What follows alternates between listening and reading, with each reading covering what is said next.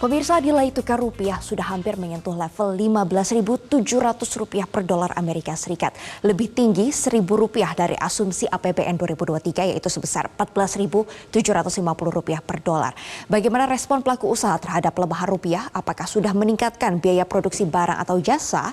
Kita akan segera membahas lengkapnya bersama dengan Wakil Ketua Umum Bidang Pengembangan Otonomi Daerah, Kadin, Sarman Simanjorang.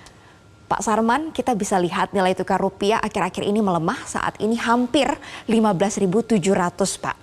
Nah, ini apakah terasa di pengusaha ada kenaikan biaya produksi atau jasa, Pak? Ya, kalau kita lihat pelemahan ini semakin berkepanjangan, otomatis akan berdampak terhadap biaya produksi dalam hal ini. Ya, memang kita lihat gini Mercy ya, bahwa memang kalau ada kejadian seperti ini, memang ada juga teman-teman kita yang cuan, ya. Tapi memang kebanyakan ini juga adalah yang rasa kekhawatiran karena kalau misalnya katakanlah mereka orientasi murni ekspor dan memakai produk dalam negeri, tentu cuannya akan banyak. Tapi misalnya kalau mereka tetap memakai ketergantungan barang-barang impor, khususnya bahan-bahan baku, tentu juga tidak maksimal dalam hal ini. Tapi secara umum tentu memang dunia usaha akan mencoba mensiasati dalam hal ini.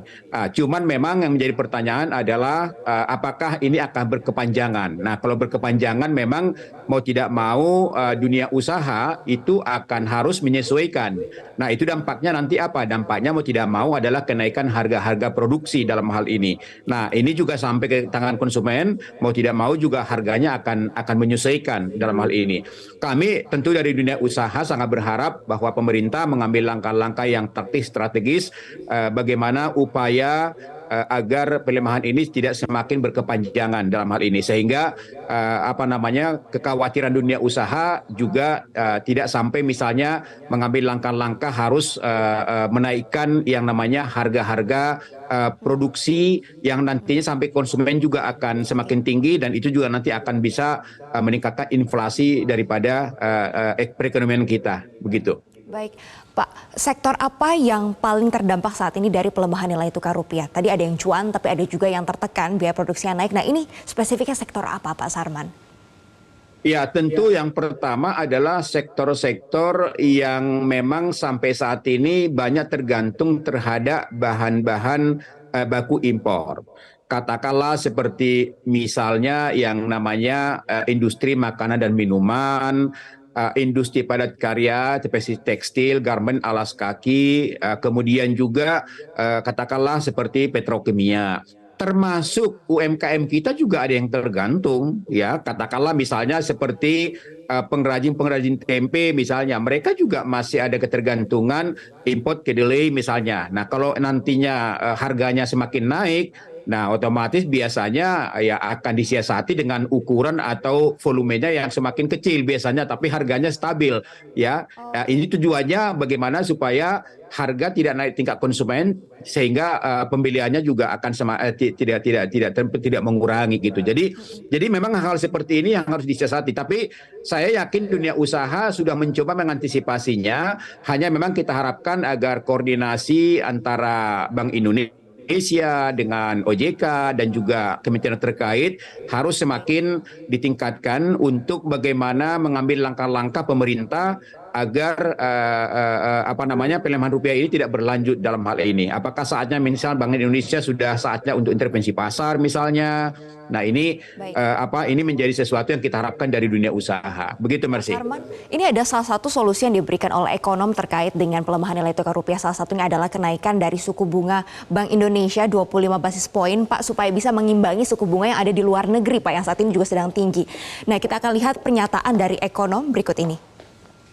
Momen kali ini begitu ya, memang kalau kita lihat ya secara faktual begitu ya, suku bunga memang menurut saya perlu naik ya. Untuk kalau kita bicaranya adalah bagaimana mengamankan nilai tukar rupiah kira-kira gitu, atau sedikit banyak itu merelaksasi gitu ya, supaya rupiahnya tidak tertekan terus begitu. Itu perlu memang ada signaling ke pasar, yaitu memainkan suku bunga tadi begitu. Walaupun mungkin saya juga berharap nilainya juga jangan terlalu tinggi gitu ya, kenaikan itu gitu, karena kan sepertinya investor ini juga melihat arah dari suku bunga kita gitu. Memang ini tidak mudah ya karena kita itu apa istilahnya harapannya kan bunga itu ya rendah, terus sektor real bergerak begitu.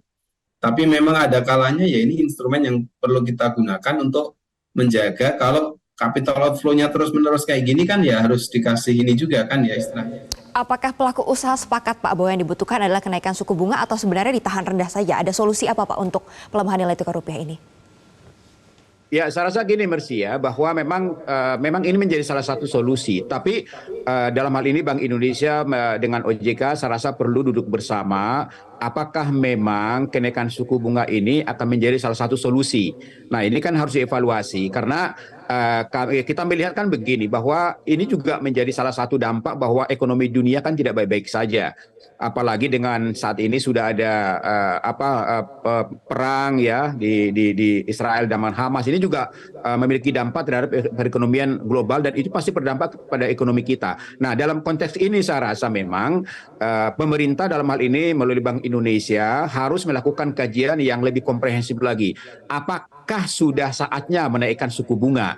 Ya, kalau memang dianggap ini berkepanjangan, tentu ini menjadi solusi. Tapi dampaknya juga harus kita lihat juga, karena kenaikan suku bunga ini juga akan berdampak terhadap nanti bagaimana penyerapan daripada permodalan dunia usaha dalam hal ini. Nah, ini juga menjadi salah satu kendala juga, ya kan? Jadi artinya bahwa kami dari dunia usaha akan menyerahkan sepenuhnya kepada pemerintah, ya, apakah memang suku bunga ini menjadi salah satu alternatif terakhir? Karena setahu saya kan sudah 2 kali juga Bank Indonesia melakukan penyesuaian dalam hal ini. Jangan sampai nantinya menjadi menekan daripada laju perekonomian kita, ya, di mana nanti UKM kita, misalnya dunia usaha yang intervensi, yang akan melakukan perluasan usaha akan semakin stagnan dengan adanya kenaikan suku bunga ini. Karena mereka bagaimanapun akan membuat hitung-hitungan apabila suku bunga kita ini juga semakin tinggi ke depan dalam hal ini. Begitu. Pak Sarman, kita harapkan ada solusi dari pelemahan nilai tukar rupiah dan kita harapkan ini tidak berkepanjangan ya Pak, sehingga tidak membebani pelaku usaha dan juga masyarakat.